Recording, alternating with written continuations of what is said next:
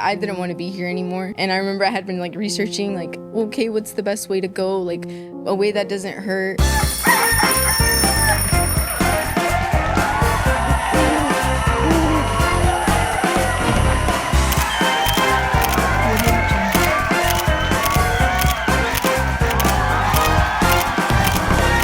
What is up, everyone? I'm your host, Alannized, and this is Noche de Pendejadas, your favorite podcast turned talk show en donde yo traigo a tus influencers favoritos para platicar y posiblemente sacarles sus trapitos al sol. Hoy les traigo a una invitada que yo sé que allá en casita ustedes están súper emocionadas de escuchar y ver. So without any further ado, please help me welcome my guest tonight, Kayla!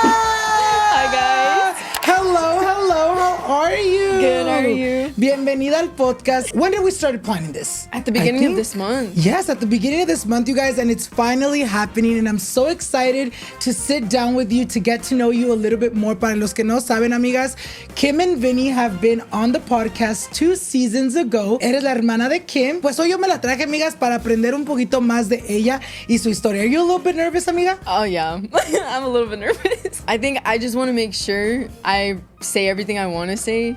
I think that's the main thing I'm nervous about. Y yo, amigas, aquí tengo mis cartitas y vamos a platicar de muchísimas cosas. Antes de que empecemos, cuéntanos un poquito más. How was your day? I know you flew in very early. You're all the way in Atlanta. It was like a 6-hour flight. How was your day? Honestly, it's been kind of long. It hasn't really hit me though. I think I've just been so excited and nervous, but I'm probably gonna knock out when I get back to the hotel. Honestly, when we were planning, I was like, oh my God, I didn't know that the flights were that long. I think at the beginning, they were like 10 hours long. Yeah, it was 10 hours. I was like, oh my God, girl, if you don't wanna come, it's okay. I'm like, cause I would not be catching a flight, especially a 10-hour flight, but we were able to look at some flights. And I think the one that was like the least amount of time was like a 6-hour flight. So we're like, esa agarramos, amigas. Y pues aquí estás. Antes de que empecemos, tell us a little bit more of who you are and what you do. Hi guys, my name is Kayla Castro. I'm 21. I'm a full-time college student and content creator. And I would say the kind of content I create is lifestyle, comedy, and a little bit of dancing. Yo cuando la empecé a seguir, te empecé a ver en los videos de tu hermana, de tu cuñado. La empecé a seguir, amigas, because I feel like you have something in you that you really do kind of like bring people in. You're so funny, you're so outgoing. Y por esa misma razón, amigas, yo dije, ¿sabes qué? Yo me la voy a traer aquí para platicar y poder conocerla. Yo ya me voy a callar, amigas. Vamos a empezar con el chisme del día de hoy. I like starting with your childhood because I feel like it really does give people a little understanding of who you are and what you've been through. So with that being said, how was Kayla growing up? What was your childhood like? What were hobbies you like to do? Cuéntanos todo, amiga. I've always been a very shy person. I think until you get to know me and I get comfortable, then it's like, ya nadie me puede callar. And you're like, where was the girl from before? So as a kid, I would say I was pretty shy. But before 3rd grade, I was a little bit more outgoing. And then 3rd grade is actually when my parents got divorced. And I feel like that's when I kind of started keeping to myself more. But aside from that, I was a funny kid. I think I've always been funny. People have always told me like, well, it's because you're funny because you're awkward. It's not because you actually try. I took it as a compliment. I was really involved in school. I did cross country, track, lacrosse. I did any club that I could join. And I would say I was a little bit more on the popular side, but like kind of a weird kid, I would say. I didn't understand why the popular kids like talked to me and hung out with me because I didn't like any of the same things they liked. And I feel like, I don't know, you know, like in the movies, that like typical nerd kid, that's what I felt like. And so I was like, why are they talking to me? But I think it was just because I was able to just be myself and I guess be funny and awkward in a way. I just liked having a good time and I liked making other people happy. And so I never really saw it as like something to be ashamed of to be myself. I just saw it as like, oh, like they're laughing, like that's a good thing. And that's what I like. Remember that doctor's appointment you were supposed to make a while ago? The one you meant to book but got totally sidetracked and completely forgot about it until now? You know that dentist appointment for your biannual cleaning or your overdue annual checkup that's been 3 years in the making? Well, why not book it today? ZocDoc makes it easy to find the right doctor right now, and it's all online. You can find the doctors that are right for you and instantly book an appointment. As I get older, I keep catching myself thinking, should I go to the doctors more? You know, to deal with things like sleep problems or stress from work, but it can be tough to get to the doctor. I want to keep myself healthy, but the system makes it impossible to find the right doc for my needs. Until I found ZocDoc, they make it so easy to find the right fit and book an appointment fast and directly exclusively on their website. ZocDoc is a free app and website where you can search and compare high-quality in-network doctors and click to instantly book an appointment. With ZocDoc, you can book in-network appointments with more than 100,000 doctors across every specialty, from mental health to dental health, primary care to urgent, and more. Stop putting off those doctor's appointments and go to ZocDoc.com/Alan to find and instantly book a top-rated doctor today. That is ZocDoc.com/Alan. ZocDoc.com/Alan. Now let's get back to today's episode. You know, nos platicas un poquito that your kind of life changed a little after your parents got a divorce. I want to talk about your relationship with your parents before the divorce. What was your relationship like with them? Were you more like of a mommy's girl, a daddy's girl? Describe your relationship with them. Honestly, I wasn't attached to my mom or to my dad. I feel like whenever I would go away for like a long time from them, my friends would be like, you don't miss your parents, like you don't miss your mom. And I was like, no, like, am I supposed to be like, hasta me hacían sentir mal? Because I was like, no, I don't really miss them.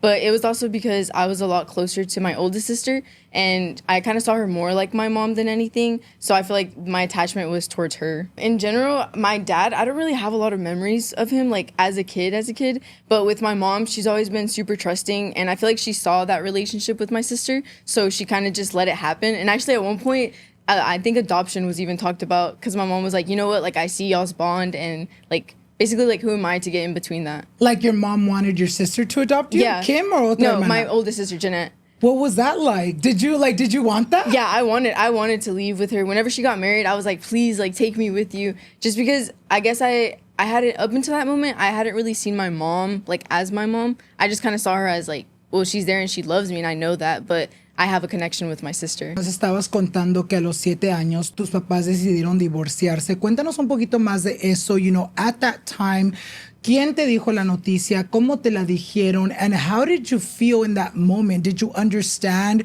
Were you confused? Like, what the hell is divorce? Like, what do you mean? Mommy and daddy don't love each other. What was that like for you at the beginning? Honestly, they didn't tell me anything. It was just one day your dad's going to be here and the next day he's not. And I think that made me more confused than anything because as like such a young kid, I was having to navigate like understanding that and also my emotions. And I remember that whole year, like that was, I guess, the first time I was really sad. I barely went to school. I would like make excuses. I'd say my head hurt or my stomach hurt. And I would stay home y me la pasaba llorando. And I was just like, I don't understand like why he's not here. I never really opened up to any of my family members about it. And so the way I kind of explained it to myself was, well, you know, as a kid, like if you do something bad, you're going to have consequences and something that you love is going to get taken away. And so that's kind of how I took it. And so I was like, you know what? I did something and that's why my dad's not here. And me eché la culpa. And I feel like that made it even more, like it made it worse, honestly, on me. So a ti nadie, like your mom or your dad never sat down and like properly talked to you about it? So it kind of just felt like, oops, sorry, like taking your dad out of the picture. Yeah. How did your life change, you know, right after the divorce? Like, did you go live with one parent more than the other? Or what was your life like after the divorce? When they got divorced, we had actually moved to Texas. And after they got divorced, we moved back to Georgia. And like, again, all I knew was your dad's not coming to Georgia with us. But like I said, I don't know if it's like the trauma response that I don't have a lot of memories with my dad when I was a kid. But whenever we moved in, like with my mom, like just us, it kind of felt normal. The only thing I really noticed differently was how much she had to work like extra to provide for all of us on her own. So you would barely see your dad? No, I wouldn't. I didn't see him for a few years, and then he ended up coming back into our lives. Would he look for you guys during that time, or would you guys at least have like phone calls, any of that? As far as I remember, at school, anyone that asked me, I was like, no, I don't have a dad. I didn't have any communication with him. What was that moment, you know, where he started coming back into your life years later? I just remember like slowly, like we'd have calls and then he'd come visit us, and like I liked him being there because at that point I didn't know like why they had separated. So I was like, you know what, like I love my dad being here, like I like my family being together. Nunca me hice la idea que it was gonna be forever. Like I knew it was just he's gonna come visit you and be a happy family, and then he leaves, and that's okay. What was your relationship, you know, with your mom during that time? Do you feel like you guys at least got closer? You know, obviamente, you go from having both parents not really present in your life before they got the divorce, and then right after, your dad goes away, your mom's kind of in charge of the household. Did your guys' relationship kind of get better? Like, do you feel like you guys started having a relationship, or because she was so busy working, it was almost like you almost never saw her? Honestly, I feel like it made our relationship worse because since I was involved in a lot of school stuff, like I would see people's like kids' parents showing up, and I was like, I wish my mom could show up for me like that. Like, I wish she actually cared and like she knew what I was involved in, because she had no idea the clubs that I was in. I would just kind of sign myself up. And I also feel like a big reason why I tried to get so involved in school was because I didn't want to be at home. So I would say my relationship with her kind of stayed the same. I kind of stayed distant. Muchas veces, kids that come from divorced parents, they kind of, become rebellious. They kind of become to themselves to get the attention from the parents. How would you describe how you would behave during that time? Do you feel like now looking back, you're like, oh my God, I used to do this so much, and it was probably because of my parents' divorce that I was acting out that way? I guess before I found out the reason, there was nothing that really stood out to me aside from just keeping my feelings to myself, not really expressing myself to anybody. But afterwards, I kind of noticed how more than anything affected my relationships with people. I kind of let people walk all over me, and I would give them the benefit of the doubt. And I was like, no, but they love me. Like, it's okay. That's how relationships are. Like, any kind of relationship, like friendships or anything like that. So I feel like that's how it affected me. Nos cuentas un poquito that at a certain time when you were 14, 15, you kind of found out the truth, of why your parents separated. Cuéntanos un poquito más de ese momento. Do you remember how you found out? Who told you the truth? And how did finding out the truth affect you mentally, emotionally, and maybe even physically? I kept trying to think about like the exact moment and who told me, but like no me podía, I can't remember honestly, but I do remember the feeling like vividly. And it was, my stomach dropped, and I just felt like so much hatred, and more than anything, like disgust and betrayal, I guess, because we had found out that, or I guess I had found out that my dad had cheated multiple times, and that was the reason for the divorce. When I found out, I obviously hated him for it, but what made me hate him even more was that for so long, I had blamed myself, and I had thought like I wasn't a good enough daughter, like he would have stuck around if I was better. And to know that it had nothing to do with me or any of my family, like it made me hate him even more and resent him. I never reacted differently towards my mom because of the divorce. In a way, I kind of felt the sadness from her, and I wanted her to be happy, and I saw how much she was struggling. And so I just wanted her to be happy. And after I found out why, in a way, I was angry at her afterwards, because I was like, you know what, how can you still allow him to be in our lives after he's treated you this way and treated us this way? Like basically disrespected his whole family. I feel like I also felt resentment towards her, because I was like, are you just not strong enough to like leave him or what? Like, even though they were divorced, I felt like emotionally there was still an attachment there. Like she still felt something for your dad. I knew she still believed he could change. Did you ever have a moment where you kind of like confronted your dad after you found the news? I wanted to. There were so many times when he started visiting us. I remember we would be mid-conversation, and I would leave the room, and I would just be like shaking in my room, just of like how much anger I felt. And I wanted to hold him responsible, and I wanted an apology. But something my mom like kept repeating to us, she was like, well, at the end of the day, like, es tu papá y lo tienes que respetar, like no matter what he does. And so I never confronted him or asked like for answers or anything like that. How did that feel for you as a kid, like wanting to tell your dad but knowing like, oh, maybe I shouldn't? The main reason I wanted to tell him wasn't even for my own forgiveness. It was just I wanted to stand up for my mom, and I felt like she had been in my corner for so long, and to know like that she was being treated this way, like it just hurt me so bad. It felt like it was happening to me. Me estabas contando anoche that you started kind of experiencing anxiety and depression right after finding out the news. Cuéntanos un poquito más de eso. When did you started feeling that way, and how did anxiety and depression show up in your day-to-day life after finding out the news? The first time I really felt any kind of anxiety was when I was 7, and when I barely found out about the divorce, but I think I was too young to really put words to it. But then once I found out the reasoning for it, I don't know, I just started doubting everything. And I think because I come from such a like godly oriented family, I was like, how are you gonna say you love God but be doing this behind like closed doors? Like it kind of threw my whole world for a loop, and I just felt lost. I had learned the first time to just keep my emotions to myself. That's what I kept doing. And I think in like the secrecy, that's where depression and anxiety gets even worse. And so I feel like that's really when I really started struggling with it. Do you feel like your anxiety and your depression ever got really bad to where it really sent you into dark moments where you even yourself didn't know what to do? There's been 2 times where it's gone pretty bad. The first time was in high school, and I remember I felt like I had no hope. I didn't want to be here anymore. And I remember I had been like researching like, okay, what's the best way to go? Like a way that doesn't hurt.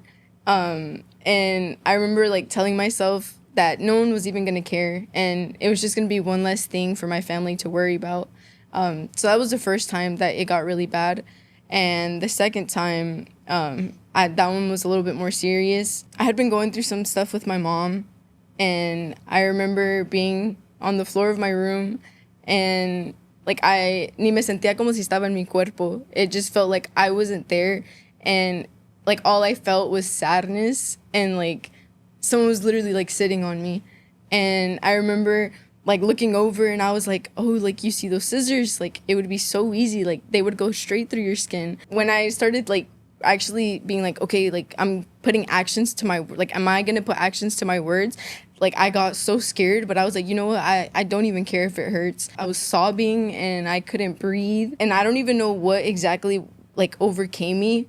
But there was like a voice in my head, and I was like, no, like you're more than this. You're worth more.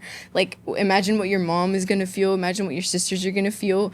And like I got up and like immediately just started praying. That's honestly the last time I've felt depression.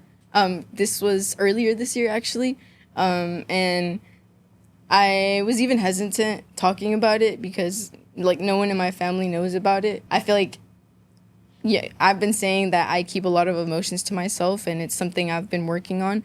And so I guess this is kind of a step towards that too. But yeah, I would say the divorce definitely kind of started that journey of depression and anxiety. But then it was like the bullying and everything else that just made it 10 times worse. Did you feel like you had anyone growing up to like at least confined into what you were going through with your parents or just in life in general? So that was weird to me because I knew I had people, but I felt like I couldn't go to them for some reason. I think it was just more of like I wanted everyone to think that I was just a happy kid. I didn't want anyone to worry about me more than anything. And so I feel like that's the main reason I kept things to myself. Because I knew I had people, I knew I had my sisters, and like I knew my mom would be there at the end of the day, but I wanted them to just have to worry about their own issues. As a kid, me, and as an adult, that kind of keeps all my feelings to myself. I feel like one thing that I don't know if you can relate, I feel like sometimes for me specifically, I'm just very much like, okay, I'm not going to tell anyone my problems. I'm not going to tell them what I'm going through because one, they're not going to be able to fucking solve them. Like, let me go through this. Let me solve it myself. And maybe afterwards, you know, I'll let them know what I went through or what happened during that time. Being so young and already feeling that way of, you know, suppressing your feelings, of keeping everything inside. What do you feel like is the hardest part of being that type of person? I think it's honestly kind of living a double life. Because behind closed doors, like you could be super sad and crying yourself to sleep, but then as soon as you're around people, like you're trying to be the funniest in the room. And so I feel like just keeping up both of those lifestyles, it just becomes so draining and it makes everything so much worse. Cuéntanos un poquito más how the divorce affected, you know, the way you saw relationships, yourself, friendships. Nos cuentas de que tu papá, you know, cheated on your mom. I'm sure you kind of were like, oh my God, real love doesn't exist. You know, I thought my parents loved each other. Did that mess up the way you saw relationships moving forward? I think it messed it up in a way where I forgave too much.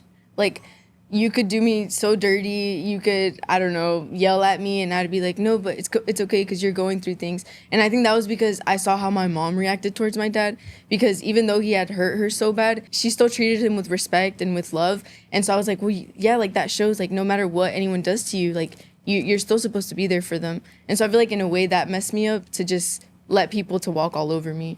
Do you feel like now as you've gotten older, you've kind of learned that that's not how you should be? Probably this year has been like the biggest difference I've seen in my life. Just kind of standing up for myself and realizing my worth, basically. And that I I deserve to be respected and everyone does. I love that because I feel like sometimes, you know, when we come from broken families, I feel like it's a cycle we like to repeat. You know, se mira mucho that, you know, it's kind of like monkey see, monkey do. You know, we see how our parents were treated or how they treated each other.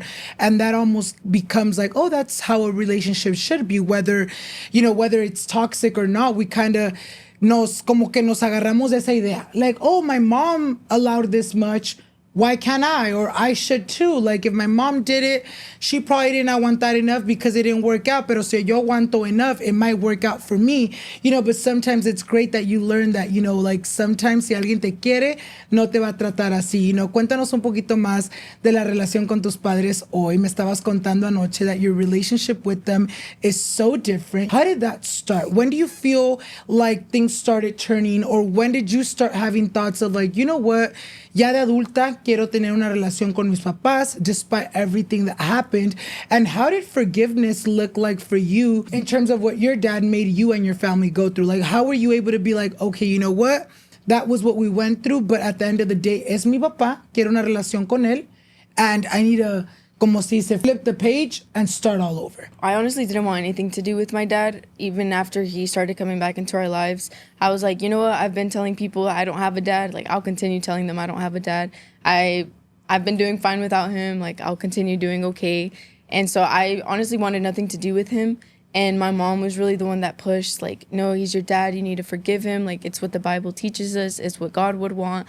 And I was like, yeah, okay, like, I'll forgive him. He can be around, but, like, to me, I feel like you have to earn the respect and the title of being a father, and I feel like he didn't deserve it. And so I was like, yeah, like y'all can be like in love, y'all can do whatever y'all want, but I'm not going to be a part of that. I don't think it was until I really started getting closer to God, and I also started seeing how my sister Kim actually started treating him, and I was like, you know what, like, how am I going to be going to church and like learning about forgiving people, and I can't even forgive my own father. And I would see Kim, like, try to, like, she would go out of her way to love him and to be there for him. And I was like, how can she do that, like, knowing what he's done? And I realized, like, at the end of the day, everyone needs grace. And we all have our own battles mentally and physically. And who am I to judge? And who am I to be like, no, you're not forgiven? So I think that's really when I was like, I can't hold on to this hatred in my heart anymore. And I need to let it go more for myself than for him. And I think that's really when my relationship with him started changing. ¿Se volvieron a juntar tus papás? No, they're still not together. Okay. No, but he comes a lot more often. Like, at one point, he was coming every weekend to visit us. And it made me happy to see my parents together, but nunca me hice la idea that they were going to, like, get married again. I just kind of saw it as, like, we're just all happy and we all love each other, and like that's good enough. How did those beginning, you know, steps look like for you? Because you go from, you know, I don't want anything to do with you. If you come around, cool, come around, but I'm not gonna give my all to you. How did those beginning steps look like for you in terms of, you know what, I'm gonna try, I'm gonna give him a chance? What did you do, or what were things you had to overcome or heal that allowed you to start, you know, creating a relationship with him ya de adulta? I think a big thing I struggled with was, I feel like a lot of Hispanic dads are really machistas. And so that was something that like completely irked me, because I was like, how are you gonna expect my mom to serve you? Like, I just wanted to be like straight up like, look at what you've done and she's still serving you. But in those moments I was like, you know what, again, it's not my place. I'm not the one that needs to be holding him accountable, and he knows what he's done, and like he's the one that's gonna have to be living with that. And so I definitely feel like it was a slow journey, but at the end of the day, I really did need my dad there, and I did really need that relationship and that love from him. And so I feel like that pushed me to get closer to him and to just get rid of all the hatred I felt. Do you remember if there was like a specific moment or like an act that he did that you're like, you know what, he's really trying, let me give him like a little bit more of me, like I see that he's putting effort? Was there like a moment that like literally shifted everything for you? Yeah, I remember the first time he ever asked me like anything about myself, and he was like, oh, so like, ¿qué deporte juegas? And like to him, it was just like, he was just asking a question. But like after I answered it, I remember I went into my room and like I just started crying, and I was like, my dad actually cares about me, like he wants to know about me. And it was just little things like that, because I feel like he's a very like tough love kind of guy. And so I honestly would just take what I could get. And so like little moments like that just meant the world to me. Do you feel like, as adults, do you feel like for kids or, for people that have had rough upbringings or didn't have relationship with their parents growing up, do you feel like it's hard to rekindle that relationship as adults, especially, you having your own life, your dad kind of having his own life? Do you feel like it gets hard as, the years pass by, especially with everything that you guys lived? I think it does get really hard, but that's when it really matters, like your intentions, and you have to be really intentional about your time. I remember when I was like really wanting to be close to him. So he lives in Memphis, Tennessee. So that's like about 6 hours from us. And I remember I spent the whole week with him. Like I went with him. And even though like I was biting my tongue so much and just like ignoring things or like little comments that he would make, I was like, I'm spending quality time with him, and I know that this is showing him like, you know what, like si quiere relación conmigo y si me ama. I know it's hard, and everyone's relationship with their parents is very different, and I would just say that I'm glad that I fixed my relationship with him. And I do feel like I can relate with you. Obviously my parents, were together growing up, but I've always been vocal on the podcast that I've never really had a relationship with my dad. I've always felt like he loved my other siblings more. He always loved my sister more because era la única mujer. And I always kind of felt, al lado.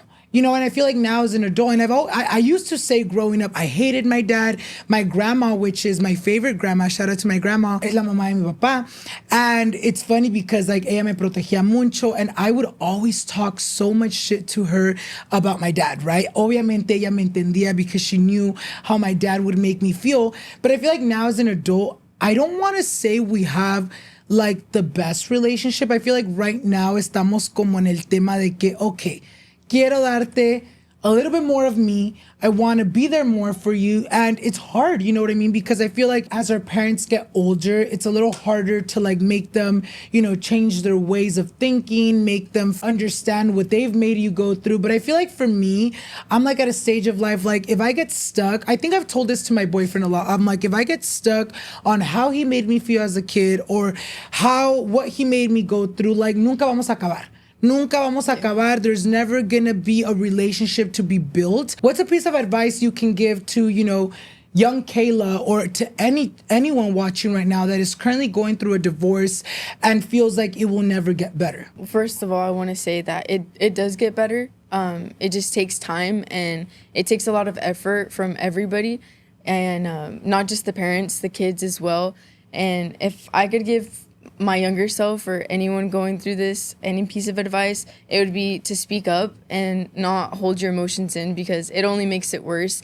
And I feel like something that really helped me see my dad in a different way was he was a kid that went through similar struggles, and he also didn't have somebody there for him to teach him how to love and how to treat others. And now I can kind of change the narrative, and I can change the cycle. So why wouldn't I do that? I think that's very important as adults, and as sons and daughters to understand that it's also our parents' first time living. La van a cagar, la han cagado, but that doesn't mean that they're horrible people. Sometimes our parents can fail us, but it's up to us how much we let that consume us or how much we let that make us miserable. You know what I mean? I love the fact that, you really did mention that, because I feel like it's important, porque yo pienso que hay muchas veces que, we get so stuck on the you did this, you did that, but you don't really realize like, oh, what was going on during the time that they did that? Were they going through stuff, depression, anxiety? And sometimes we forget that our parents aren't immune to that. They also went through that. They also have gone through struggles. And I'm glad que tú ya estás en una mejor relación con tu papá. Yo quiero platicar de tu relación con tus hermanas. ¿Cuántas hermanas tienes? I have 4 older sisters. Oh my God, so puras mujeres. Yeah. Oh my God, so it was like an emotional wreck growing up. Oh, definitely. Muchas peleas. What was that like? Explain to us, what was it like growing up with 4 girls? What role did you play growing up? Did you guys get along? ¿Con quién te peleabas más? Tell us all about that. I would say being the youngest, it kind of took a while for me to get into like todo el chisme and all the drama. So for a while, I was just like the middleman. Like I was like, no, like back up, guys. Like let's calm down. And I remember a big thing was my second oldest sister loved to take Kim's clothes, and Kim would get so mad, and she was like, just ask me for it, but she would never ask. And it got to a point where my sister like put a lock on her closet, And Kim was like, no, like, you need to figure out how to open it. And so I was like, yeah, I'll figure it out. And so I was just kind of like, for whatever they needed me, I was there. And then I wouldn't say until I got into high school that then I started having kind of my drama with my sisters. So my closest to age, her name is Abby, and she actually, she's special needs. So I've never really had the same kind of like confrontations with her that I've had with anyone else or any of my other sisters. So I feel like the only other one I could fight with was with Kim. And it was over the same thing. It was about clothes. And she'd be like, just ask me. And I was like, no, like, I'm afraid you're going to say no. And so I remember before school, she would be dead asleep, and she's the heaviest sleeper I know. And she'd be dead asleep, and I would like crawl into the closet, and I'd grab my outfit, and I'd take it to school. And then like se me olvidaba, and I would post a picture. And then she was like, is that my shirt? Is that my skirt? And I was like, Gotcha. When I get home, Kim, like, I'm getting literally. it. Yeah. But I think that was like our main arguments and like drama. It was just basically about clothes. Do you feel like being the baby, you almost had to, your sisters would take care of you? What was that like? ¿Les hacías caso cuando los dejaban solas? Like, did they have authority when your parents were gone? And how did you feel with the authority that your parents would give them? I would follow whatever they would say, especially Kim. Whatever she told me, I would do. If you're like, yes, sir. No, she could be on the couch and be like, pass me the control. And I remember I'd be like, the control's right next to you. Just grab it. She's like, I'm asking you to pass it. And I was like, yeah, okay. Like, I'll do that for you. I would get mad in the moment, but then I knew that they were doing so much for me that I didn't really mind it at the end of the day. But I was kind of a snitch. I think that's maybe why Kim sometimes like abused her power over me. Because there was one time, I forgot how old she was. She's maybe like 16, barely could drive, and she took my sister's Camaro, and we all, like, me and her friends all went like on a joyride, and then we got back, and I was like, yeah, park it like this, it's gonna be so perfect, like she's never gonna notice. And then my sister got home, and she like told me something about her car, and I was like, yep, Kim took it. And she picked up all her friends, and we went to go eat food. And then Kim was like, they didn't even know, and you were just like snitching on me. Like, without even having actual probable cause. I was like, you're like, it was Kim. I was like, you can't tell me anything. Like, I'm sorry. Do you feel like that kind of got in the way of your relationship with Kim growing up? Do you feel like she wouldn't trust you, or you kind of wouldn't trust her? To a certain point, I think she didn't trust me with a lot, but then like I was kind of earning my spot. But then it ended up getting better. When I got older. Were you like the chiquiada growing up? Because I was the baby of the house, and although I mentioned I didn't have like the best relationship with my dad, I feel like my mom me chiquiaba de más. Because my mom would try to make up for what my dad wouldn't do, my mom siempre, si quería algo, me lo agarraba. Si quería, whatever it was, my mom would make it happen. And I feel like my siblings would always be like, no, pues tu bebé, tú siempre le andas agarrando lo que él quiere. Do you feel like you were kind of spoiled growing up being the baby? No, so my mom actually says I was kind of weird as a kid because, well, my mom and my older sister, since I was really close to her, because they would be like, yeah, we would take you to the store and be like, agarra lo que quieras. And I'd be like, no, I don't want you to spend. Like, no. So I don't know why I would be like that. Because, like, then growing up, I was like, yeah, like, can you buy me this? And like, they're like, yeah, no. You're like, that's too expensive. Yeah, but they're like, as a kid, like, we would, like, be like, do you want this? Do you want this? And you would always tell us no. And so they were like, we just thought you were being so considerate. And I was like, I don't know what I was thinking, honestly. When I did get to that age, like, where I wanted something and it was more expensive, I still was like, I feel like I always was really aware, like, of how much work it took to get stuff. So I never really wanted to be like, oh, like, can I get that, please? Yeah. Remember that doctor's appointment you were supposed to make a while ago? The one you meant to book but got totally sidetracked and completely forgot about it until now? You know, that dentist appointment for your biannual cleaning or your overdue annual checkup that's been 3 years in the making? Well, why not book it today? ZocDoc makes it easy to find the right doctor right now, and it's all online. You'll probably be able to book an appointment before the end of this ad. I don't know about you guys, but my entire social media feed is filled with different health trends, like cottage cheese is an entire nutrition plan, and that red light therapy can solve every single skin problem. I say we all give the algorithm a rest. Turn to in real life healthcare professionals who can help you meet your health goals. And with ZocDoc, it's easy. You can find the doctors that are right for you and instantly book an appointment. As I get older, I keep catching myself thinking, should I go to the doctors more? You know, to deal with things like sleep problems or stress from work? But it can be tough to get to the doctor. I want to keep myself healthy, but the system makes it impossible to find the right doc for my needs. Until I found ZocDoc. They make it so easy to find the right fit and book an appointment fast and directly on their website. ZocDoc is a free app and website where you can search and compare high quality in-network doctors and click to instantly book an appointment. With ZocDoc, you can book in-network appointments with more than 100,000 doctors across every specialty, from mental health to dental health, primary care to urgent, and more. The next time I need to book a doctor's appointment, this is exactly what I'll be using. Stop putting off those doctor's appointments and go to ZocDoc.com/Alan to find and instantly book a top-rated doctor today.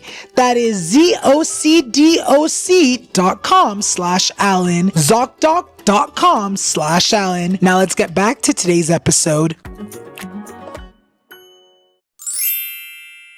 Quiero platicar un poquito de how was Kayla in school. Cuéntanos de eso. Do you feel like you were smart? ¿Eras un poquito burrita? Were you rebellious in school? Were you popular, bullied, bully? Cuéntanos todo eso. I would say I was smart when I wanted to be smart. I took like all AP classes except for math. I'm so bad at math. But yeah, I would say I was pretty smart in school when I wanted to be. I was definitely, the best way I can put it is like a class clown. Okay. I liked making people laugh, and like people never believed me when I was like, yeah, I'm shy. And then they're like, no, you're not, like, look at you. And I was like, well, it's because I'm comfortable now. So I feel like in high school, I really came out of my shell a lot towards the end. And I was just friends with everybody. Like I said, like, I would be like on the homecoming court and stuff like that, and I was like, pero como quedé? Like, I swear, like, people don't even like me like that for real. You won homecoming princess? No, but I would always make it to like the top ones, and I was like, dang, like, how did I make it? Like, damn, people like me. I'd be like, okay, let's go, let's try again. You're like, next year I'll win, literally. Yeah. You know, me estabas contando anoche that from the grades of 7 to 11, you experienced a lot of bullying, specifically body shaming. Cuéntanos un poquito de eso.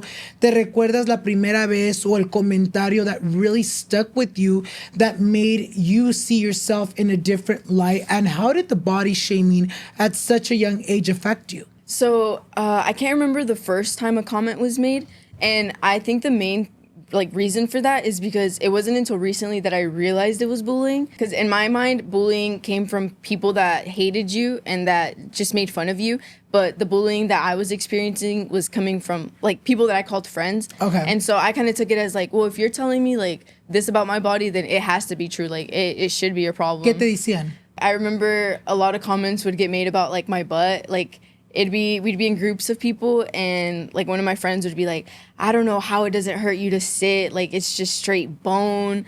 Or like they would call out like my chest, and they'd be like, look, I remember this one time specifically, me and one of my best friends, we were in the cafeteria. This was, I think, 7th, maybe 8th grade. And I had made a joke, nothing regarding bodies, because I always knew it was wrong, and I never wanted to make people feel like bad about themselves in that way. And so I had just made a joke to her, and then she was like, look at your chest, like you look like a little 9-year-old boy, like you're literally a boy. And I just remember like looking at her and like just seeing her laughing and no one else thinking it was a problem. And I was like, okay, it's true. Like it's me. Like I'm the problem. Like I need to fix this. With being so young, kids don't know how strong and how much power their words have over others. But I think experiencing all of that made me even more sensitive to the words that I use towards other people. And I never really felt like, I don't know, I guess you would think like, oh, if someone's talking to you like that and they're your friend, like, why don't you just talk back like that? I'm like I would. I would. Oh, yeah. I've thought about that so many times, but I was like, no, because I took it like, they're being serious. Yeah. Like it's an issue that I have. Like, why do my legs look like that? Like I remember comments would get made about like, why do I wear leggings? Like it looks scary. It was always really about like how skinny I was. I remember I would go home and like I would try to like just stuff myself with food, and then I would feel disgusted about it. Like I would look in the mirror and then I was like, no, you're not skinny, you're literally fat. And like it was just like an ongoing battle. And it wasn't until I kind of realized like, hey, this is an issue that like it's not okay to be feeling like this and to be treated like this, that I really kind of started making change. Before, the comments, did you ever feel insecure about your butt or your chest? No, I think that's what sucks is that Like I would say I was a very like pure kid. 7th and 8th grade, like that's when people like were starting to cuss and like have boyfriends and girlfriends. And I was over here like still playing with my dolls. I was like cussing, like, nah, I don't do that. Like like I'm good. Like boyfriends, like I'm okay. Like, yeah, like that boy's cute, but no. And so I feel like because I always kind of thought like that, like I didn't see anything wrong with my body because all I knew was God made me in his image and I was perfectly and wonderfully made. And so whenever they would point it out, I was like, oh my goodness, like I hadn't even realized that, like things like my forehead or like my nose. And I remember every time something new would get like pointed out, I started making a list. Because I was like, there's like so many things, like I can't even keep track of everything I need to fix. Yeah. Did you ever talk to like your siblings or like to your mom, like, hey mom, like kids at school are making fun of me, like they're saying this or saying that? Or was that also something you kind of kept to yourself and you were dealing with on your own? That was honestly something I kept to myself, not just because like I had been used to keeping my emotions, but I also feel like in at least like Mexican culture, like nicknames, like como que no le piensan, like they'll be like, oh, flaquita or like gordita or like they'll say stuff like that. And like, I know they mean it in the best way, but I mean, to a kid, when you're saying stuff like that, like I took it the wrong way. I guess in a way I was also hearing it at home, but at home they were meaning it for my good. But I kind of combined the two. So I was like, oh, I have no one to talk to about this. You know, me estabas contando that eventually led to you having body dysmorphia. Cuéntanos un poquito más de eso. When and how did you realize, you know, oh shit, like this is a problem far beyond maybe what I understand? And how did body dysmorphia show up in your day-to-day and how did it affect your mental health? So I would say when I really started noticing it was like based off my eating habits. Like I would starve myself and I wouldn't eat and I'd be like, no, I'm not hungry. And then like at night, like I would just binge eat. And then like next day I'd look at myself and I'd feel disgusted. And I remember at one point, like agarraba tape and like I would like wrap it around my stomach and I was like, yeah, and then I need to like wear garbage bags under, like this is disgusting. To sweat? Yeah, and I was like, this is disgusting, like I can't be like this. But then like otro dia, I would like look at myself and I was like, are you kidding me? Like I can see your bone, like this is like, are you not afraid like for people to see you like this? And so it wasn't until I had been going through that cycle that I was like, okay, like something's not right because there's no way like one day I feel like this way and the next day it's the complete opposite. And that's kind of when I started like paying attention to it and I was like, you know what, like no, this is body dysmorphia. And I feel like when I actually put a name to it, that's kind of when I realized I needed to fix it, or I needed to figure out like where this was coming from and how I could deal with it. How did that look for you? Like how did you started, you know, realizing like, how can I make myself not feel this way? What can I do to get that thought out of my head? I think the first step I took was realizing that a lot of the bullying that I had been receiving, it wasn't because there was something wrong with me, but it was just people speaking from their own insecurities and they didn't know how to express themselves. And so I guess like putting down others made themselves feel better. And so when I realized that, I was like, you know what? I can't take everything that they say to heart. You know, like they're, again, like how I explained before, like I would let a lot of things pass. I was like, they're dealing with their own things. Like they're fighting their own battles. Like basically like they don't mean it. Yeah, they're self-projecting. Yeah, basically projecting. And so that was kind of the first step. And so then it kind of, and then from there I had to deal with like me mentally, because now in my head I was like calling myself those names and thinking those things. You were almost accepting those words. Accepting it. Yeah, and I think it was when I kind of stepped back and I had been going to the gym. I remember I would wake up and I would go to the gym for like 2 or 3 hours before school, and then after school I would go run, and then I would go back to the gym for like another 3 hours, and that was like 5 days out of the week, and I thought that was normal. And then when I like realized like the whole bullying thing, like how it was affecting me. And then I was like, well, you know what? When I go to the gym, like, yeah, it makes me feel good. But also like the amount that I'm looking at myself in the mirror, like, I don't think that's helping. And so I stepped away from the gym and I kind of just like started accepting myself. And I was like, you know what? Like, I can't compare myself to others. Like, I can't be comparing myself to Summer Rae. Like, she's like 3 times my age and like she works out and she does all these things. And so I think when I stopped comparing myself so much, that's kind of when I started accepting myself. And I was like, you know what? Like, I do like how I look. Like, I am happy with it. Were there certain things you would tell yourself that would make you feel better? Because I'm a big believer in, the way you talk about yourself is how you're going to eventually see yourself. Si tú te dices que no vales nada, you're going to start believing that, even if it's far from the truth.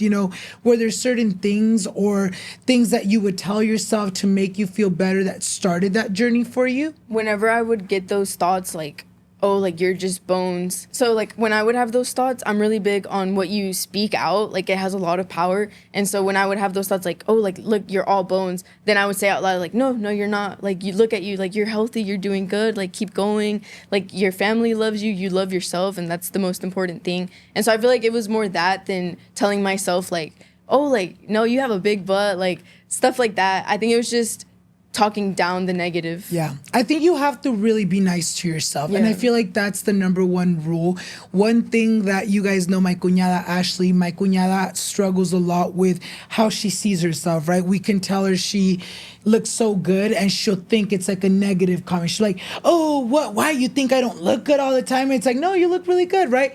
But one of the things I've seen her do, and one of the things that I've noticed, and I'm like, wow, that's really nice that she does that for herself, is in her restroom, she'll put like little sticky notes like that say you're beautiful, you deserve everything you have, like little things that are reminders. And I once asked her, I was like, hey, curious, like, how does that help you? I really want to know, like, en qué forma te sirve those little sticky notes? And she's like, I don't know. I just feel like whenever I get up, the first thing I do is get up, go to the restroom, brush my teeth, do my hair, and seeing those little notes remind me to be kind to myself. And I feel like that is very important because our mind can fuck with us way more than anyone else. Si tú en verdad empiezas a creer lo que la gente dice de ti, tu mente lo va a creer también, and it's going to be a fact in your life. Cuéntanos un poquito about how, your journey with self-love and body acceptance looks like now. What do you do to cope when, you have those old thoughts coming through, especially being online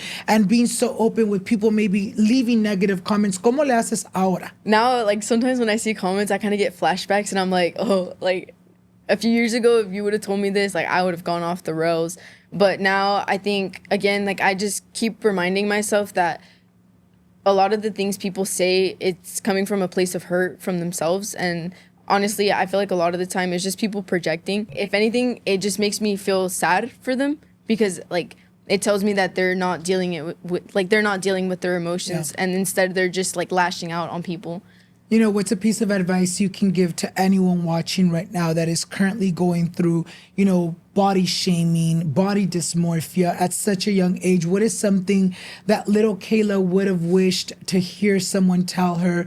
And what's a piece of advice overall that you can give to anyone going through something similar? A big thing I can think of a big thing that helped me was, like, look at the people, or in my case, the women that I would look up to and, like, their bodies, and realize that, social media can be really fake sometimes, and it's all about the poses and stuff. And, like, I can even say that for myself. Like, I'll do certain poses and I'm like, yeah, I look good, but as soon as I do something else, I'm like, all right, like, hold on. And so I feel like just remembering that everything you see on social media isn't real, and at the end of the day, if people are body shaming you and are making comments, then it's just a battle that they're dealing with themselves, and unfortunately, they're lashing out on you. And I've always said, hurt people, but that doesn't mean that you need to do it back. And I feel like when that happens, instead of treating people how they deserve, you just need to love them, and maybe that love is what changes them. I think that's very important. I feel like if you have,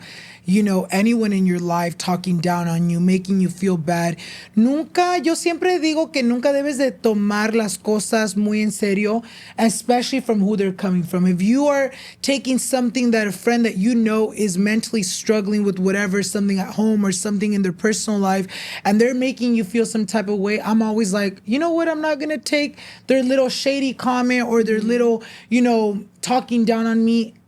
Anyway, I'm not gonna freaking allow whatever they said kind of change the mindset I have. And I feel like that's important, you know, because like we've been saying, our mind is really powerful. Y el momento que tú dejes que esos comentarios get to you, that's when it's all gonna go downhill. You know, quiero platicar de las redes. Obviamente, ahorita te vemos en chinga haciendo tus videos, haciendo a la gente reír, which I want to say, I love your videos because you're so, how should I say it? ¿Cómo te lo describo? I feel like your personality is so, I don't want to say it in a bad way, but it's so funny. Like dorky, is that like a good way to describe it? I don't want to say it in a bad way. It's like so dorky that I'm like, oh my God, like she's so funny. She's so random. Like the things you do, I don't know. I just love the stuff you do online. How did that all start? What made you be like, you know what? I'm going to freaking get my phone, start showing my personality online. I'm going to let people know a little bit more about Kayla. How did that whole start? It started, honestly, with me just doing, like, thirst traps. I was just, like, feeling myself. And so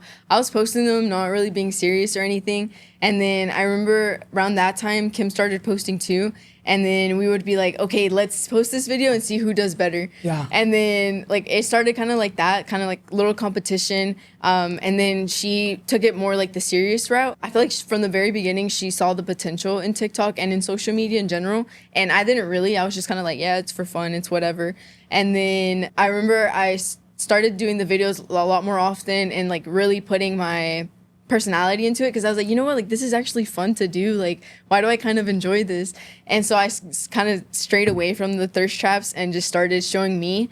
And I feel like that's when people really started liking them. And I was like, hold on, like maybe I could be doing this. I do love that, because I feel like I'll watch a video and you'll start very much like toda seria, and then you'll fucking like drop it, and then you'll be like, fucking, I don't know, doing you, which I love because it's like so de repente, and I'm like, oh my God, how does she come up with these things? Do you plan them out, or do you nomás te sale? No, I feel like whenever I do try to plan them out, it like comes off like force, and I'm like, no, like just hit record and whatever happens. And like sometimes I'll be editing my videos and I'm like, why did I do that? Like, it kind of looks funny. And I have, like, thought about it before. I'm like, you know what? People probably see this and they're like, oh, she's, like, how do you say it? Ridicula. Like, she's making, like, a joke out of herself. But I was like, I think it's funny and, like, I enjoy watching my videos. So no, I do, too. Do you ever cringe yourself out before you post? You're like, oh, my God, should I post it? Will people think it's funny? I think I cringe myself out more whenever I try to do, like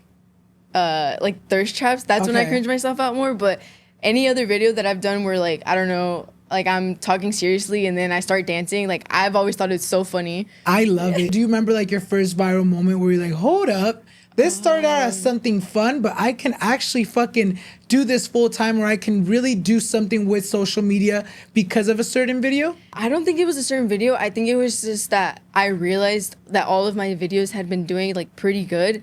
And I remember, like, Kim, like, the whole time was motivating me. She was like, take it seriously. Like, this could actually be something for you. Like, come on. And I was just like, yeah, maybe. And then the reason I really, I guess, started taking it seriously and really fell in love with it was because since I am such a shy person when I first meet people, doing my videos was kind of a way for people to see the real me. And I always get that when I meet people, they're like, oh, but like on camera, like you're so like outgoing and stuff, but like right now you're kind of quiet. You're like, dame unos 5 minutitos. I was like, yeah, just give me a little second. But yeah, I mean, that's a big reason why I do love doing social media. You know, obviously with social media comes a lot of pros and cons. What do you feel are those pros and cons with social media? Pros, definitely, you kind of can do whatever you want throughout your day. And I remember in high school, whenever I had like my like serving jobs and stuff like that, I hated like having a set schedule. Like I hated being like, okay, from 3 to 5, like I'm gonna be like sitting people. Like I hated doing that. And with social media, it's like every day I kind of get to decide what I'm gonna do. And so like if I want to, I don't know, go to Atlanta and try something new, then I'm gonna go. Or if I want to go paddleboarding, like I'm gonna do that. And so I feel like that's a really big pro. Like just you can kind of do whatever you want with your time.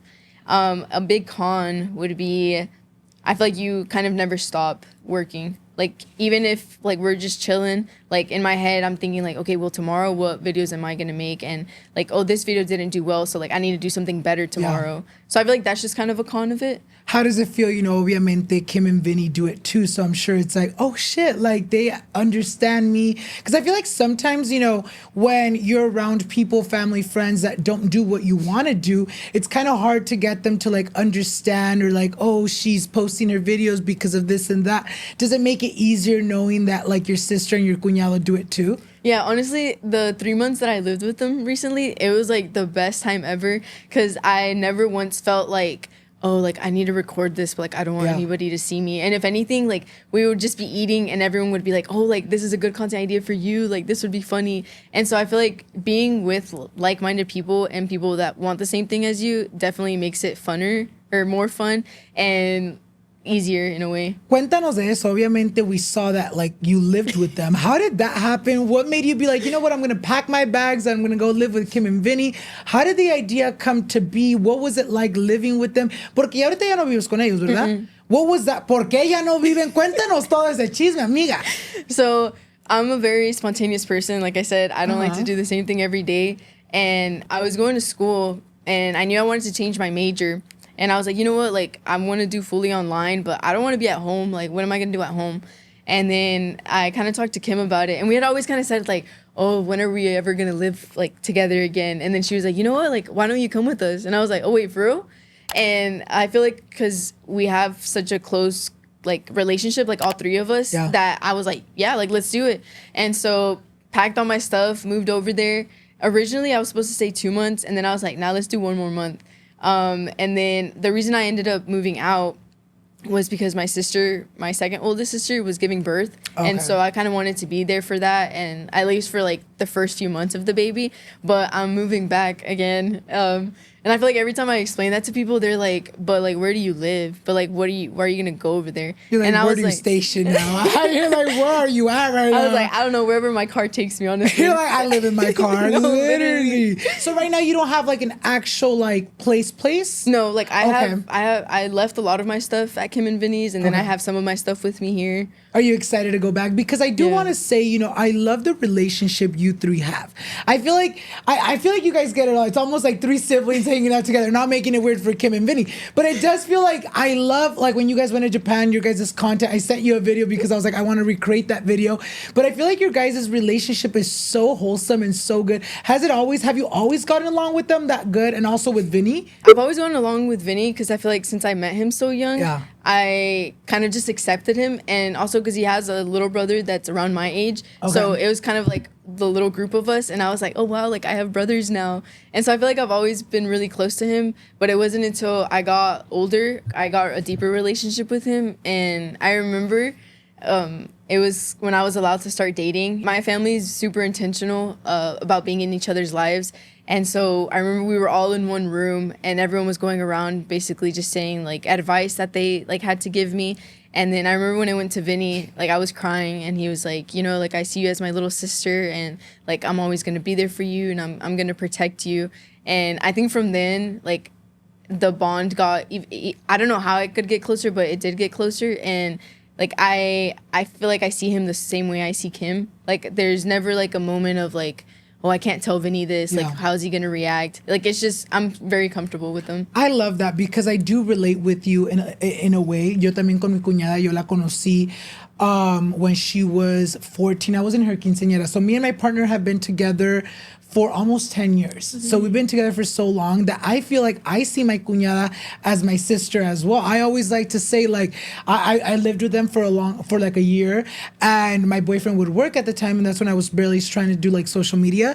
And me and her would be like this, like, all the time we're together, that even now, whenever I give her advice, whenever I hang out with her, like, I really don't see her as my cuñada. I'm like, girl, you're like my little sister. Like, whenever you're going through shit, I'm going to give you advice, tell you what's up, because I really do want the best for you. And I really do see that with Vinnie and Kim with you. I feel like they really do, como que si fueras casi como su hija. No. De ellos, ¿eh? Does it ever feel like that? No, sometimes it does.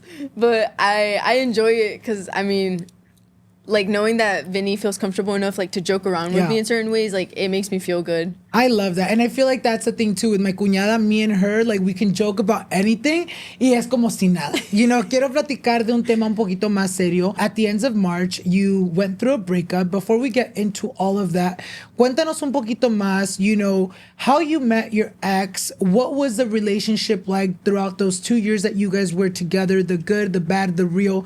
Cuéntanos un poquito de eso. So we actually met on Snapchat, and he's a barber, and some guy had posted him. They're like, hit him up for a cut. And I was like, oh, this would be funny. And so I added him, and then I was like, I'll just wait for him to respond. And that's kind of how the conversation started. And the funny thing is, like, even though I guess it kind of started in like how a typical relationship start, we saw each other more as friends than anything. I feel like that's why we got close so fast, because we just saw each other as friends. And then it was kind of like one day, like, you know what, like I see you more as a friend, like maybe we should start talking about other things. I think we talked for maybe like 6 months, and since he was like the first guy my family like met and everything, I was like, yeah, like you can't ask me out until you've met every single one of my family members, and like half of them don't even live with me, so like you're gonna have to wait. And he's like, yeah, like I'll do whatever. And I remember when he met my mom, like my mom sat us down and she like interviewed him. And then she was like, ¿cuáles son tus planes? Like, la escuela, like all these things. And then I was like, okay, so like, when's the talk with your parents? And then he's like, oh no, like we don't do that. And I was like, oh, like, okay, just my family then. So that's kind of how our relationship started. And then the whole 2 years, honestly, you know how they say like the first 3 months of relationships are like the honeymoon phase, and then like todo cambia.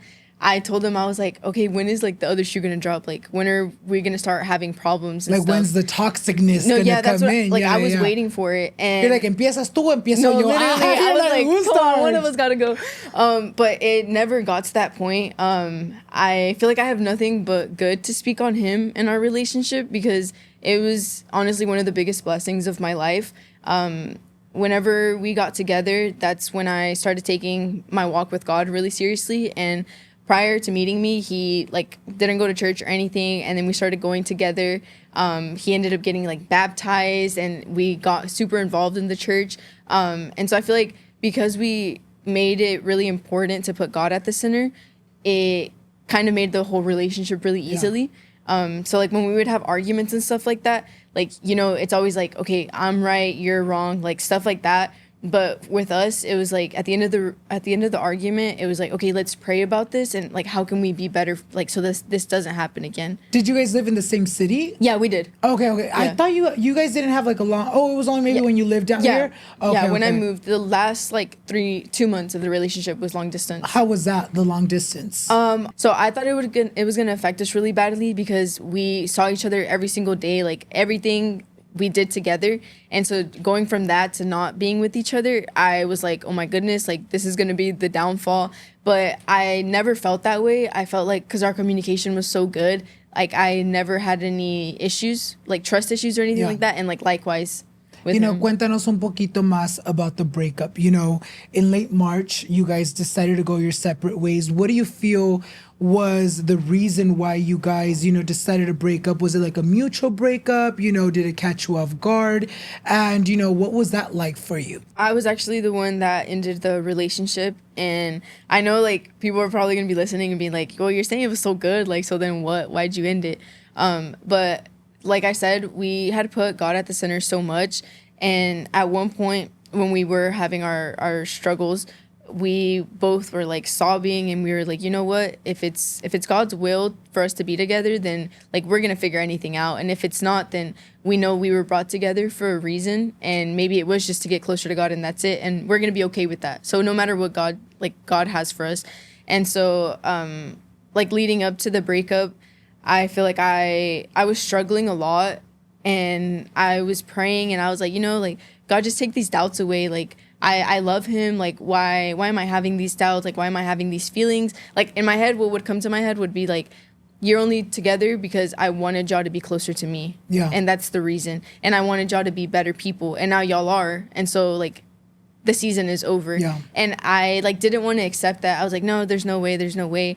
And I think that it took a big mental toll on me, and I kind of started falling back into like my same like steps like before when I was dealing with my depression. And that's when I was like, you know what, if it is from God, then if I let it go, it's gonna come back to me.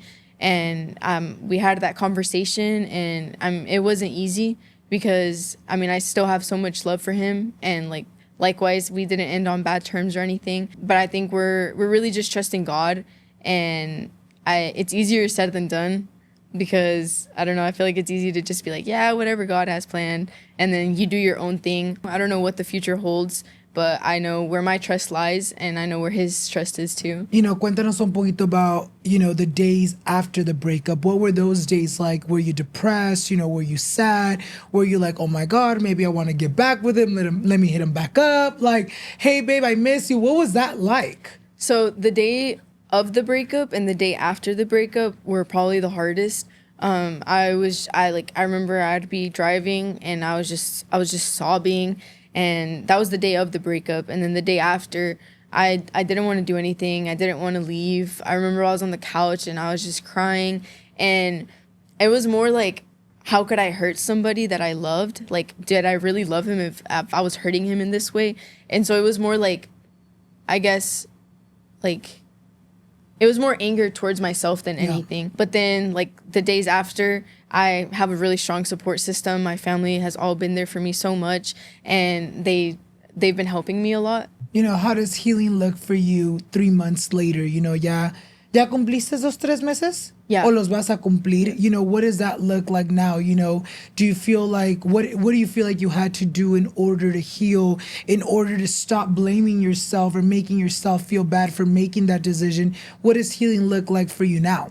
I feel like I tried kind of everything. Like, I tried the working out again, and just like getting so busy that I forget about it, and one day, like, I'm not gonna be sad anymore. But that wasn't working for me, and I feel like it wasn't until I really went back to my relationship with God, and I was like, you know what, if anybody can heal my heart, if anybody can make me feel better and fill that void, it's gonna be you. You know, ya para terminar el tema de relationships, what piece of advice can you give, you know, anyone currently going through a breakup, through any type of relationship struggles that might feel like it won't get better, that might feel like, oh shit, like I just threw my whole life away. I was with this person for so long. We're no longer together. My life's over. What piece of advice can you give to anyone who might feel that way? I would say that I strongly believe everything happens for a reason, and you just need to have trust. And I would also say that don't try to just keep yourself so occupied to where you don't deal with those emotions. I feel like after a breakup, like drinking every day and like all these hookups, like I feel like that's not gonna fill that void, because again, you're just distracting yourself, and it's not until you really deal with it that like you're gonna be able to process that and actually grow from it. And so I would just say, really be in your emotions and like feel the sadness, be in the sadness, just don't stay in it and let it get too bad. Growing up, you know, you had a really close relationship with God, and I know a lot in your content platicas mucho de esa relación, pero nos estabas como dando a entender that at some point in time, you know, you kind of got a little bit distant, and then you started looking for God later on in your life. Cuéntanos un poquito más de tu relación with God. How did that start? Why did you get distant, and why did you started, you know, wanting to get closer to Him? Growing up, I was actually a pastor's kid, so I feel like it was already kind of instilled in me. So I was like, yeah, I go to church, I'm Christian, but it's because my family goes. So yeah, like whatever. And then I didn't really start like straying away from God. I think it happened kind of gradually. Like first it was like finding out that my dad had cheated, and I was like, well, he's a man of God and he's doing this, like God, or like for real.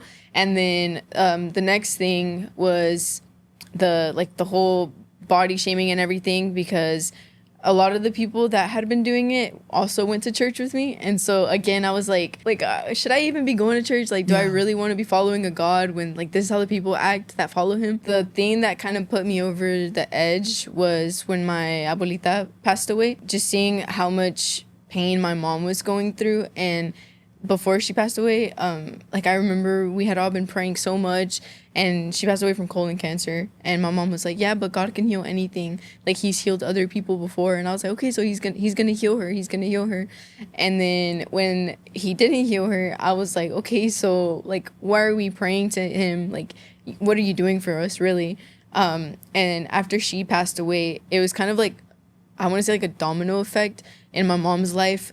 like person after person started passing from cancer and other diseases, and just seeing like how hurt my mom was. And I would say she's the strongest believer I know, and like the most God-fearing. And so knowing like someone like her that follows the Bible and that does everything right is going through all of this, like, why am I going to put myself through that? And so I started distancing myself. And, you know, in high school, I started doing like the partying and everything. I started cussing. I was doing everything that once I had said I was never going to do. And like, I didn't see anything wrong with that. I was just like, yeah, I mean, everyone else is doing it, like, whatever, as long as I'm being safe, like, that's all that matters. And then whenever I started dealing like really badly with the depression and with the anxiety, I didn't turn to God. I kind of turned to other things, and they never filled that void. And I just kept feeling lost and like hopeless and alone. It was whenever I started seeing my sister Kim fixing her relationship with my dad that I was like, you know what, like, she started going to church and really taking it seriously, and that's when I saw change in her, and like, I want that too. And so that's when I started taking it seriously. But I was still kind of like living like the double life. And then it wasn't until I met my ex that I was like, you know what, God, like, I want to have a relationship with you, and I want to take this seriously. And like, we kind of took that journey together. That's why I say like it was one of the biggest blessings being in that relationship, because there was a lot that I needed to fix about myself, and he like helped me through that. And I feel like because of him, I was able to really deepen my relationship with God. What does it mean for you to get closer to God, and how do you nourish and practice your relationship with him every day? To me, what it means is just being more like him. So like, one of the ways is if someone treats you a certain way, instead of doing it back because they deserve it, it's just loving them and hoping that that love changes them. And I know a lot of people can take it as like, oh, so like you just let people do whatever and forgive them, whatever. But I don't think it's that. I think whenever you fight like wrongdoing with love, it can really make a difference, not just in your life, but in that person's. So that's one of the ways. And then I would say the way I nourish my relationship is by spending time with him, because the way I see it is he's just like every other person. Like, I can have a conversation whenever I want. Like, he knows everything bad that I do, so like, you know, and he still loves me. So like, if I say something about someone, I'm like, God, like, I know you heard that, like, sorry. But so that's like a way I nourish it. And also just like going to church and surrounding myself with the right kinds of people. You know, nos platicas that before you started getting closer to him again, you kind of were partying, doing things that weren't really, you know, filling that void.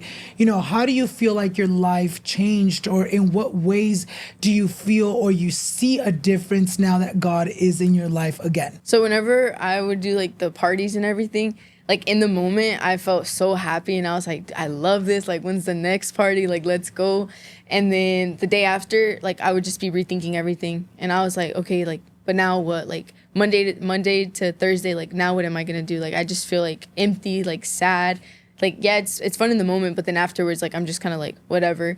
And also, I feel like a part of it, like, having to lie to my mom about that, it also, like, affected me. 'Cause, in what way? Like, I guess just having to keep up with the lies, and like knowing that my mom was doing so much for me, and I was over here like de loca and like lying to her, like that, it made me want to change too, because she didn't deserve that. And in the way I kind of saw it, like, she's been lied to enough that I don't need to be doing that to her too. You know, nos cuentas that durante cuando falleció tu abuelita, you kind of started almost not believing in God. You're like, if you're doing this, like, do you really exist? Do you feel like now, or have you had an experience where you felt, you know, God's presence or his guidance?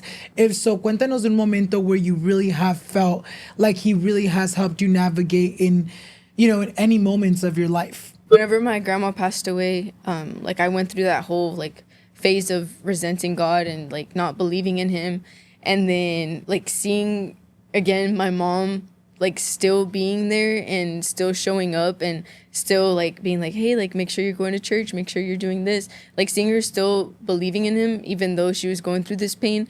And I was like, okay, like, is this why she's able to handle it so well? And so I kind of turned that like hatred towards God into like, you know what, I do want to be closer to you because I want to see my grandma in heaven. Like, I want to be with her again. And if I continue living this life, and if I don't believe in you, then that means I'm never going to see her again. So I feel like that was a really big motivator.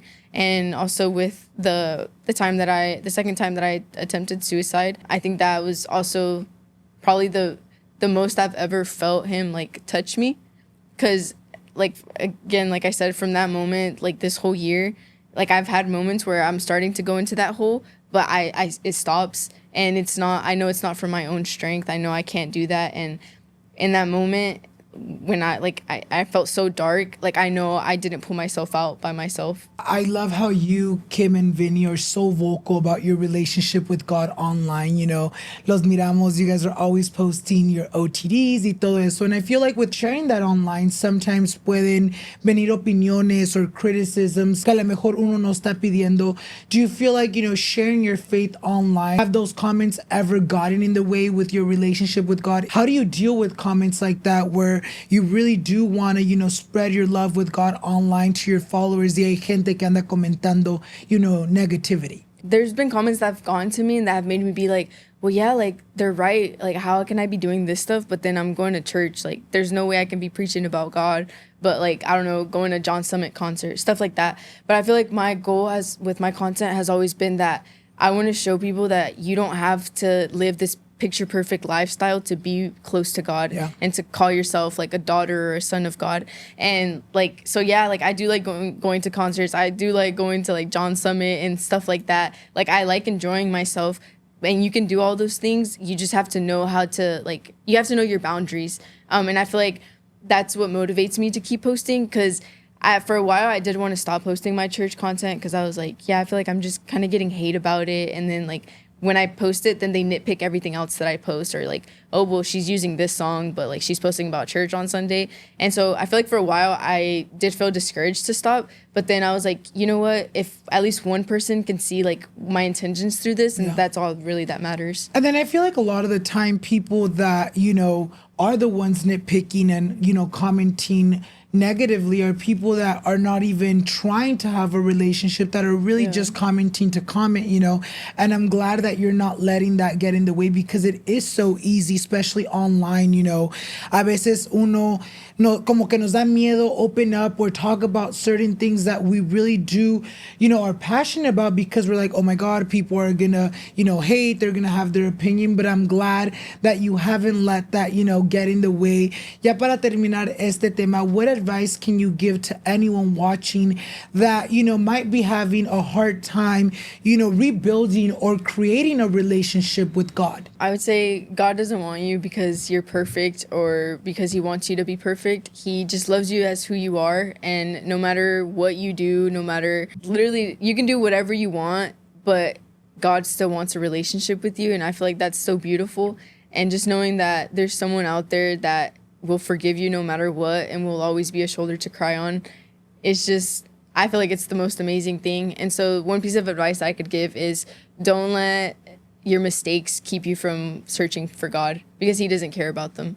Do you feel like sometimes as human beings, you know, when we mess up or we do something, I'm piggybacking off that last comment you said, do you feel like sometimes we don't allow ourselves to have that relationship because we're like, well, I already messed up so much, I'm a horrible person, why would God want me to follow him? Do you feel like that happens a lot? Yeah, I feel like a lot of the time we bring the shame upon ourselves, but we just say like, no, it's God, like he's shaming me. But I think it's just more internal. Yeah. And you're just like, nah, there's no way. Like, if I'm gonna keep doing this, like, why am I gonna go to him? Even if you're gonna keep doing it, still go to him. Like, you never know what could change. I love that, because I feel like sometimes, you know, se escucha mucho que hay mucha gente que dice, no, pues ya hago esto otro. Yeah. There's no fixing or there's no getting better for me. But it's like, no, it's not. I want to say it's not that you should go to fix yourself. It's more like you want to create a genuine relationship, and the fixing is going to happen on its own, you know? Yeah, I like to say that, like, you go to church not to be perfect and not to be like, I don't know, like this Christian image or like this God-like image, but like how you said, like you're going to get closer to him, but while you're getting closer to him, you're also becoming more like him. I love that. Me encanta. And I've been loving this interview. Everything about it. Ya para terminar, yo voy a darte la última pregunta that I always love finishing with. ¿En dónde se mira Kayla in the next 5 years? Career-wise, school-wise, relationship-wise, everything. Cuéntanos. I hope I'm married in 5 years. I want like 5 kids. So in 5 years, that means I kind of have to get started. Like, get started now, girl. Like, after you leave, literally. Definitely want to be married. Career-wise, I hope I'm still doing social media. What I'm going to school for right now, it's to be working in like hospitals with kids. Okay. Like psychology wise, I would love to do that. Maybe like on the side. Maybe I can even make content about that. So that's kind of where I see myself in 5 years. I'm excited to see a dónde te lleva el futuro. Yo sé que ya en casita les encantó el episodio del día de hoy. Si ustedes no han ido a seguirla, make sure you guys go ahead and follow her right now on our social medias, which I'll leave on the screen and down below. Y también no se les olvide seguirme a mí so you guys won't miss any future episodes. And with that being said, thank you so much for being here. Thank you. I had so much fun. I had so much fun. Les estaba diciendo, amigas, que yo ayer miré su video y estaba bien nerviosa, que también me puso a mí nervioso. But I'm so glad que tuvimos esta plática porque en verdad que me encantó. No, me too. And with that being said, you guys, we'll see you guys in the next one. Bye, guys. Yay! You did so good.